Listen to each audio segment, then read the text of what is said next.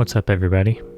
So I want to explain a few more things about the bass in addition to just the parts of the bass, because I find that there's a lot of stuff that people are confused about. Typically they think things are like the opposite of what they are. I've taught a lot of students now, and this seems like a really common thing. It's just like everybody's collective instinct. The way people talk about it, the way musicians talk about it, is a little different. So for example, they'll move their hand this way and say it's up. They'll move their hand this way and say it's down, right? I guess it's because it's like going away from you. Maybe you have the headstock up, so it's like, okay, seems like it would make sense to call that up. And going this way, you're going like towards yourself, and they think of that as down. Again, maybe it's like because people tend to hold their instrument at this angle, so that's why they think about it like that. Another thing like that actually is they call these the bottom strings and these the top strings. Again, that would make sense because this string is higher up and this string is lower down, so it makes sense to call this the top and this the bottom, right? But that's not how musicians talk about it. We talk about it in terms of the pitch because it's music. So the reason that all that is incorrect is because when you go this way across the fretboard, you can hear that the pitch is going down.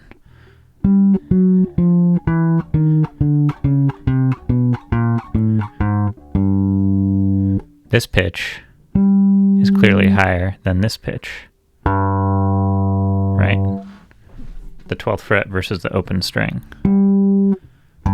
That's true on all the strings.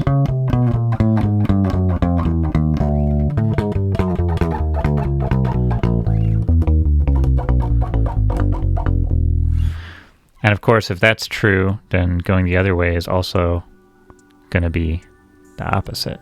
So if you're down here and you go up the string,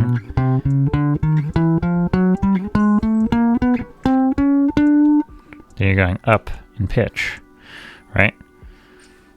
This string, the E string, is the lowest pitched string, and this string up here is the highest pitched string, right? This string is pretty clearly higher than this one in pitch, which is why this is the bottom string and this is the top string, even though this string obviously is literally physically higher up than this string, right? That's not really the terms that we talk about this stuff in. We talk about it in terms of pitch. So that's why that is that way. Another thing to take note of is if you look at the strings on your bass, they're actually different thicknesses, and the thinner a string is, the higher the pitch of that string is going to be, and the higher the range of that string is going to be, right?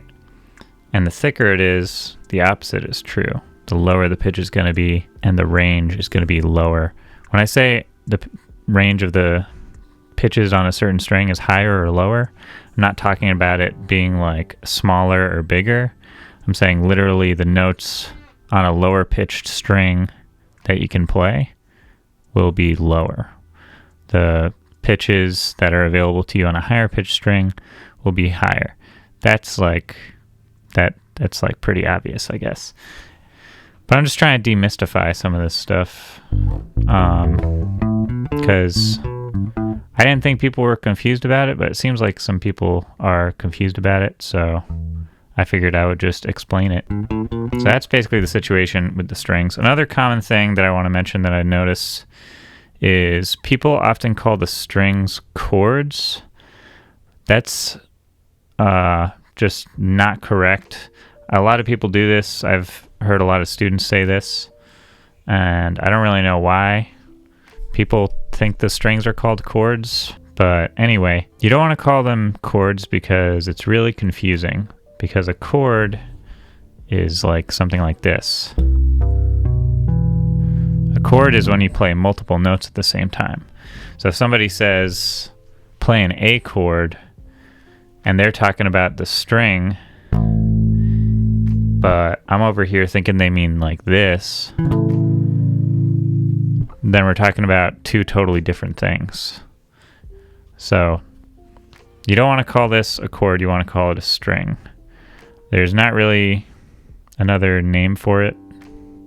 That's just what it is. This can also be called a chord, C-O-R-D, as opposed to this, which is C-H-O-R-D. Or like anytime you're playing multiple notes really is a chord. About the thing with the strings and the range and the frets and everything. The open string is the lowest pitch available on every string. That's always true. The open string is when you're not fretting it, the string's not closed, it's just open. So you're just plucking the string with your plucking hand. You're not pressing a note down or fretting it, which is what this is.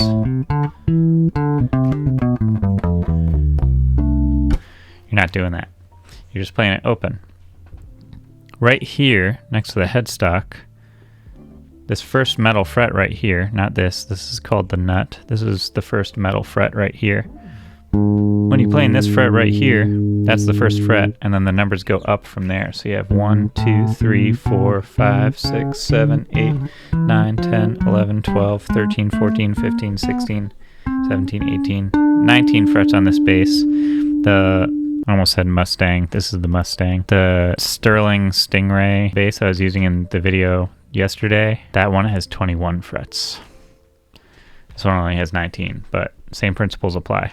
Because the open string is the lowest pitch, and this is the second lowest pitch, the first fret of the low E string right here, if you're playing a 4-string bass, it's kind of like this corner of your fretboard. If you just think of it as like a big rectangle, this is your low end. This is the bottom in terms of the pitch, if you get what I'm saying. And then up here, whatever your last fret on the G string is, I say whatever your last fret is, because you might have a different number of frets than me. Like this bass has 19. The bass I was playing yesterday has 21. Some basses might have 22. Some of my other basses have 24 frets or 20 frets, or, you know. So whatever you've got, whatever your last fret is, which is not this, by the way. A lot of people think the end of the fretboard is a fret. It's not a fret because there's no metal fret there. This is just wood at the end of the fretboard. This metal line right here, this metal fret, that's your last fret. So bottom, top. Two more things I wanted to say in this video. The string names of the bass are E, A, D, G. The strings on the bass are named for the pitches that they're tuned to. They're not just like random arbitrary names. I've had a lot of students asking me recently, why are the strings called what they're called? Like, why is it E, A, D, G? I've had guitar students ask me the same question. I might do like a whole series like I'm doing with the bass right now, but for guitar as well. But yeah, they're not just like random nonsense names for no reason. This is E because it's tuned to an E. This is A because it's tuned to A. This is D because it's tuned to D. That's G because it's tuned to G. And if they were tuned to different things, they'd be called different things. One last couple things here. The strings are numbered this way. So they don't only have letter names, which go this way, from thickest string to thinnest string, E, A, D, G, but they have numbers that go this way, 1, 2, 3, 4. And the reason the numbers go this way is because our hand reaches around this side of the neck first, and this is the first string we can access. Second string we can access. Third string we can access. Fourth string we can access. And if you have more strings than, you know, whatever is here, if you have like a 6-string bass, I got a couple of 6-string basses, then whatever the first one over here is, that's your first string. And you got a low B string, that's your 6th string. And the last thing I wanted to mention is there are a couple terms you might want to know. Bass and treble. So bass is the low end, treble is the high end. Because this is your lowest pitched string and your thickest string, this is called the bass side of the neck. This is your thinnest string and your highest pitched string. This is called the treble side of the neck. In other words, This is the low end. This is the high end. Bottom, top. So it's kind of like, you know, up is down and down is up, I guess you could say, is in a nutshell what's kind of going on with the fretboard, because you're not referring to it in terms of the physical layout of everything. It's about where the pitches are located. Anyway, I hope that cleared up some stuff, and that's about all I have left to say. So definitely let me know if you have any questions, and I'm more than happy to answer them.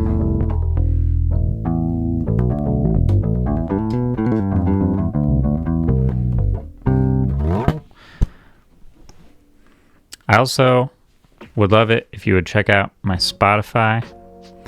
I have a lot of different music on there. I have 5 singles out.